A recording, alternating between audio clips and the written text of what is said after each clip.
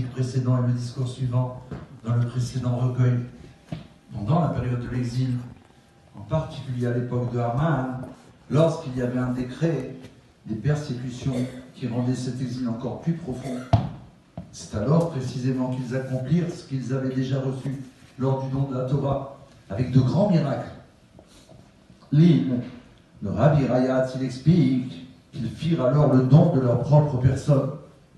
C'est ce qui rendit possible cette réception profonde. Pendant toute une année qui s'écoula entre le tirage au sort, le Goral, effectué par Haman pendant le mois de Nissan, et la date à laquelle la sentence devait s'appliquer le 14 Adar de l'année suivante. En effet, pourquoi était-il nécessaire qu'ils servent Dieu avec une telle abnégation afin d'accomplir ce qu'ils avaient déjà commencé? Pourquoi le don de sa propre personne est-il préalable nécessaire à la réception de la Torah dans ce monde matériel? Pour le comprendre, il faut d'abord expliquer l'expression « ce qu'ils ont commencé à faire », qui se rapporte au temps du don de la Torah.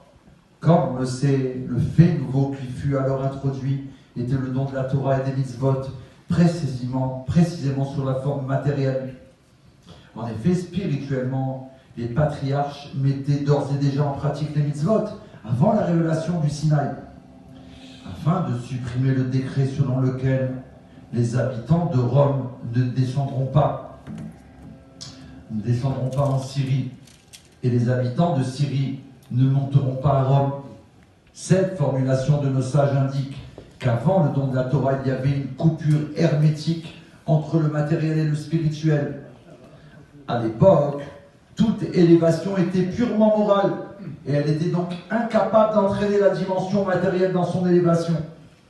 C'est la raison pour laquelle la Torah fut donnée précisément aux âmes vêtues de corps unifiés à lui.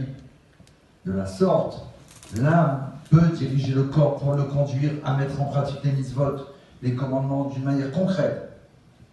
Dans la Torah et les mitzvot également, il est nécessaire de réunir la dimension matérielle et la spiritualité pour en faire une mitzvah.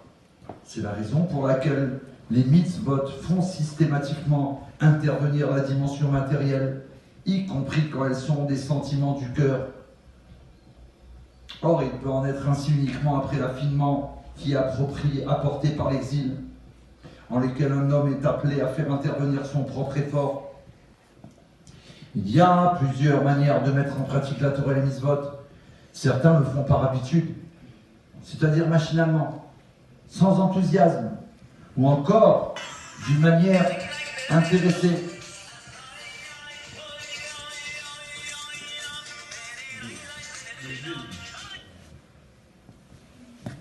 Ou alors,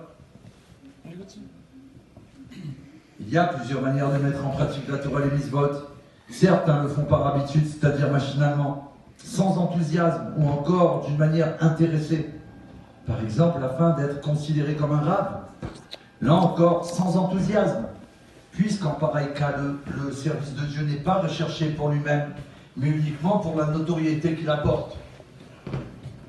On peut aussi agir par peur de Dieu, et là aussi, le faire sans enthousiasme, bien au contraire, en étant contracté et tendu. En effet, un tel homme n'est pas réellement motivé au service de Dieu. Il cherche uniquement à s'éviter la punition qu'il encourrait en passant outre sa volonté. Une autre façon est d'agir par amour de Dieu, avec un grand enthousiasme, parce que son âme se répand sur l'ensemble de sa personnalité et prend le dessus sur les attraits du monde.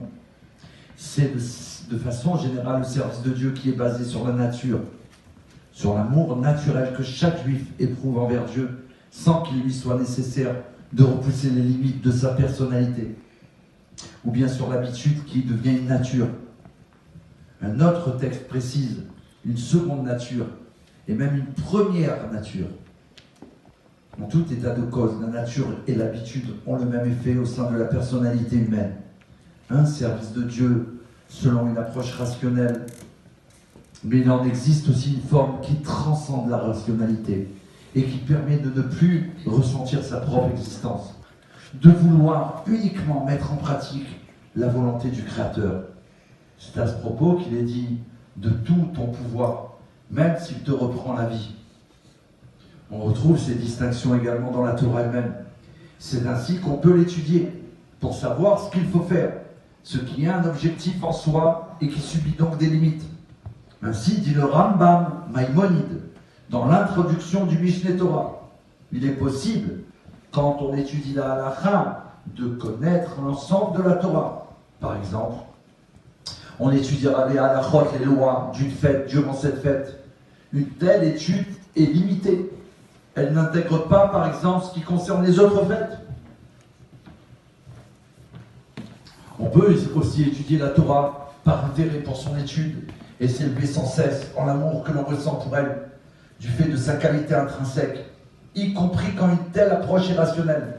C'est l'équivalent de la mitzvah mise en pratique selon sa nature ou son habitude. Au-delà de tout cela, il y a la Torah pour elle-même. Réellement pour la Torah, au-delà de toute rationalité.